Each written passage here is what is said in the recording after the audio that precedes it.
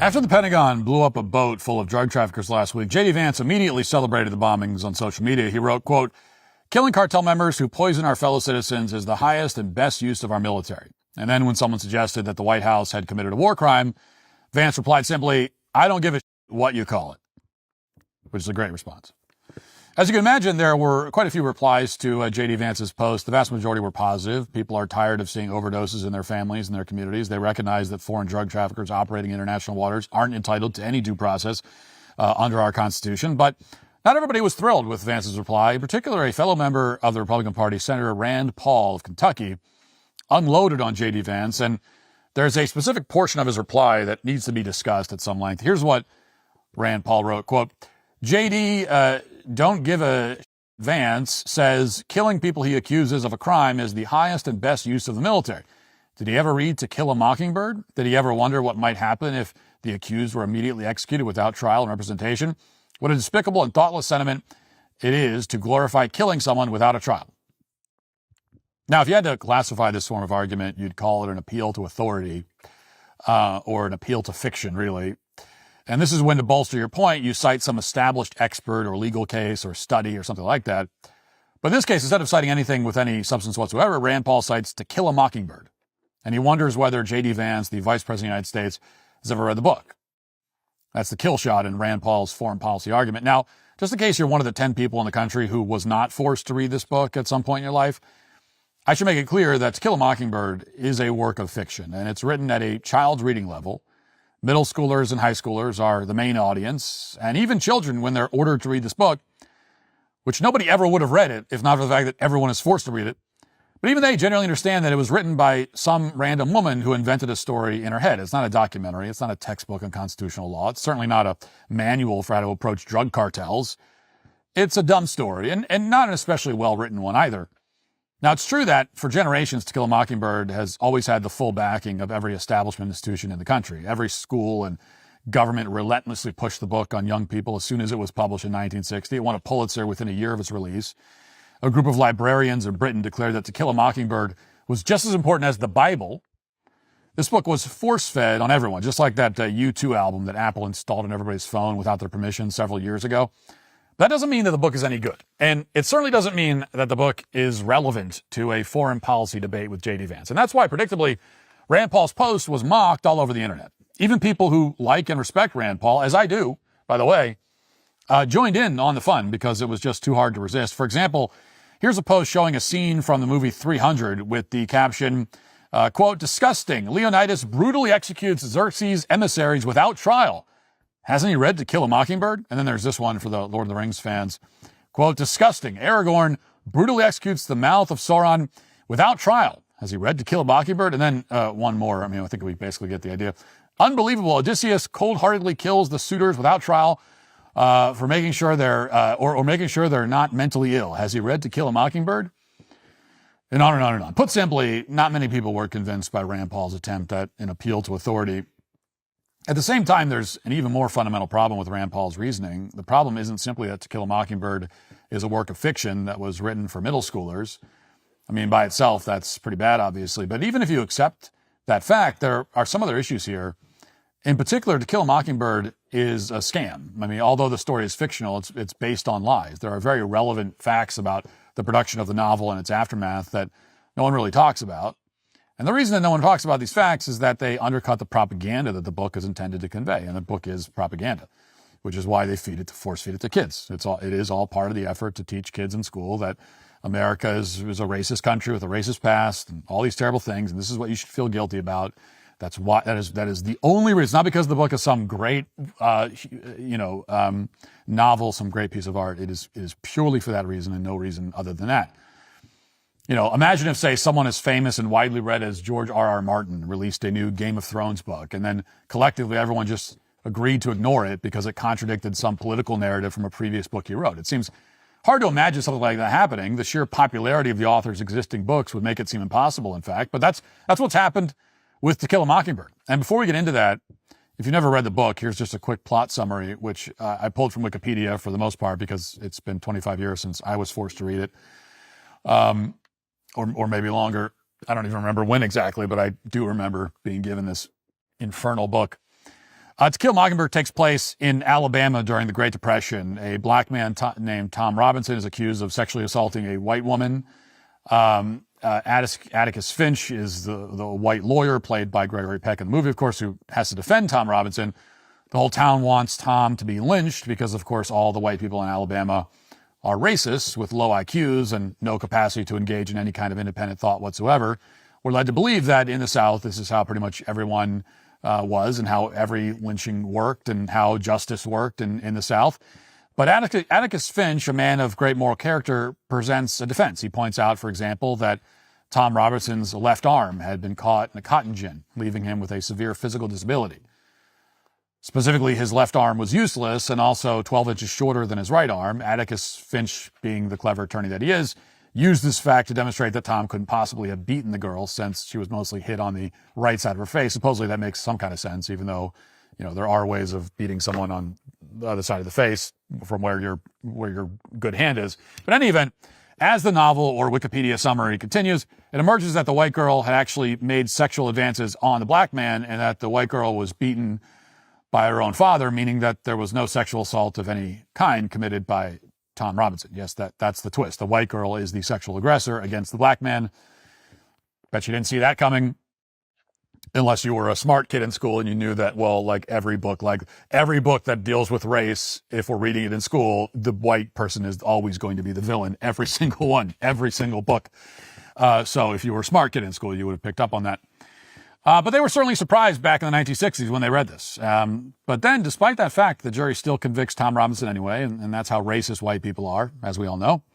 And then for good measure, the white people kill Tom Robinson at the end. Supposedly he was escaping, but honestly, they probably just shot him because he's black. And that's the gist. So, really, really bad white people doing really bad white people stuff. That's the book. That's what the book's about. Again, pretty much everyone's familiar with the broad outline. As a child, you probably, at least pulled up the Spark Notes. What you're probably not familiar with, by contrast, is the backstory for how Harper Lee, the author of To Kill a Mockingbird, came up with this plot. And it turns out that in real life, Harper Lee's father was an attorney named A.C. Lee, and he mostly handled contractual disputes, wills, estates, that kind of thing. Wasn't exactly a big trial attorney, but in December of 1919, several years before Harper Lee was born, A.C. Lee took on a criminal case. This was the first and last criminal case that he would ever handle.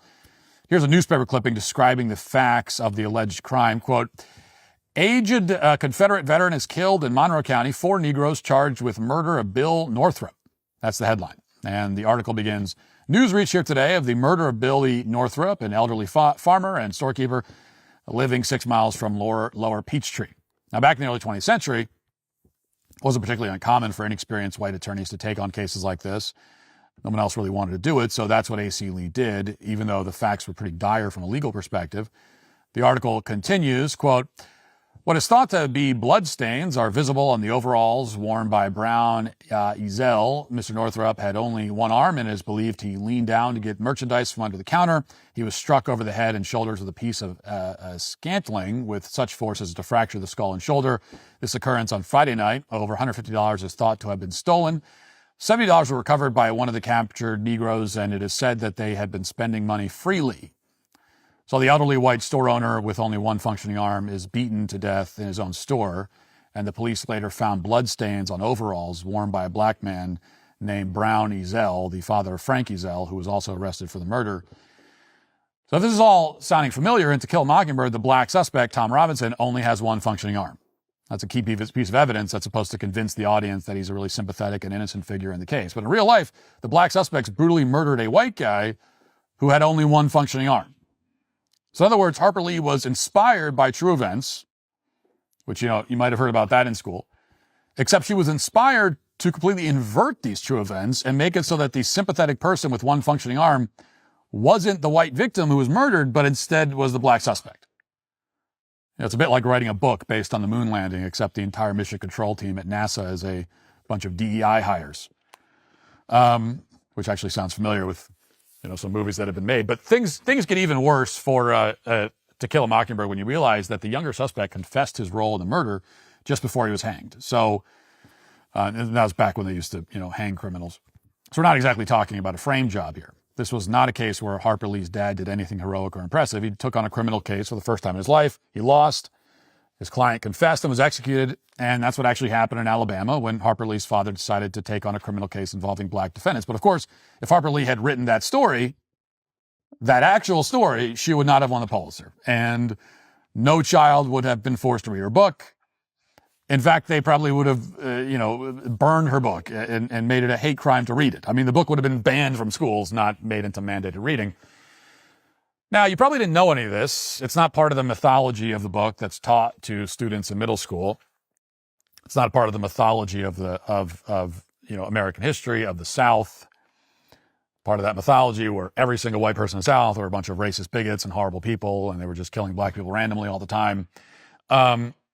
Neither is the fact that Harper Lee actually wrote a sequel of sorts many years after the publication of To Kill a Mockingbird. The sequel, which maybe you heard of, is called Go Set a Watchman. And really, Go Set a Watchman began as an early draft of To Kill a Mockingbird, but it was released after the fact by Harper Lee in 2015, just a year before she died. And in that book, Atticus Finch is not portrayed as some noble crusader who bravely wages war against all the Southern racists. Instead, very early on in the novel, Atticus is discovered in possession of a pamphlet called The Black Plague, and he attends white supremacist meetings and introduces racist speakers. He tells his daughter that blacks in the South aren't ready for civil rights, which is a direct quote from the book. Quote, "Do you want your children going to a school that's been dragged down to accommodate Negro children?" Atticus also says, quote, "What would happen if all the Negroes in the South were suddenly given full civil rights? I'll tell you, there'd be another Reconstruction. Would you want your state government run by people who don't know how to run them? Negroes down here are still in their childhood as a people. They've made terrific progress in adapting themselves to white ways, but they're far from it yet." And it goes on from there. Quote, "All the Democratic Party has to do with Jefferson these days is put his picture up at banquets. Jefferson believed full citizenship was a privilege to be earned by each man, that it was not something given lightly nor to be taken lightly. A man couldn't vote simply because he was a man. In Jefferson's eyes, he had to be a responsible man. I'd like very much to be left alone to manage my own affairs in a live and let live economy. I'd like for my state to be left alone to keep house without advice from the NAACP, which knows next to nothing about its business and cares less." So this is not exactly Gregory Peck's version of Atticus Finch. This isn't the version you were forced to read in middle school. He's a guy who rages against the Supreme Court for outlawing segregation, hates the NAACP, and thinks the civil rights movement is a fraud. And then towards the end of the novel, when Atticus's daughter freaks out and says she wants to drive away from home, saying this isn't the same Atticus Finch that she thought she knew, her Uncle Jack slaps her across the face, and he tells her that she needs to start facing reality. Quote, "You have a tendency not to give anybody elbow room in your mind for their ideas, no matter how silly you think they are." That's the message of the sequel of To Kill a Mockingbird, which again is more like a first draft of that book. So to put it mildly, it should be a pretty clear sign why no school assigns this book for children to read. It's also pretty clear why when Go Set a Watchman was released, various news outlets wrote articles about how terrible it was and how it never should have been published because it destroys Harper Lee's so-called legacy or whatever. Now, did you know about any of this? Was Rand Paul familiar with the backstory here? Probably not. And if we're being honest, that's probably the most interesting part of To Kill a Mockingbird. All historic context surrounding the book, from its origin story to its sequel, has been memory hold. Just read To Kill a Mockingbird, children are told. It contains important life lessons, supposedly. And then when some of those children go on to become U.S. senators, they repeat the mantra. When they're confronted with someone who doesn't believe in civil rights for foreign narco-terrorists who are not American citizens, the very first thing that comes to mind is not a rational argument. It's not a clever retort. Instead, they simply ask, as Rand Paul did, "Have you read To Kill a Mockingbird?" As if that should end the entire debate. The better question for people like Rand Paul is, have you read Go Set a Watchman? Or did you skip that particular children's book? And if so, please stop citing the prequel when the sequel is available. I mean, there's a whole backstory within the Harper Lee metaverse that you really need to explore immediately. It'll change your whole perspective, believe me. Give Rand Paul a copy of Go Set a Watchman, and who knows, he might start calling for nuclear bombs to be dropped on drug cartels overnight. As long as we're letting Harper Lee control our foreign policy from beyond the grave, I mean, anything's possible. Of course, for everyone else, people who prefer to address facts as they exist in the real world instead of children's literature from the 1960s, really neither book is worth reading, and none of this matters. In particular, To Kill a Mockingbird is not based in reality. It's not an accurate reflection of life in Alabama during the Great Depression. It's not even an accurate reflection of what Harper Lee's father experienced during the Great Depression. It is instead a very heavily promoted piece of racial propaganda, one that's intended, as with every other piece of racial propaganda promoted by our establishment, to demonize white people and portray black criminals as sympathetic victims of circumstance. To Kill a Mockingbird is a poorly written book whose history has been sanitized relentlessly in order to continue promoting that narrative. And that is why To Kill a Mockingbird, a book that you've almost certainly been forced to read at one point in your life, is today, very belatedly, canceled.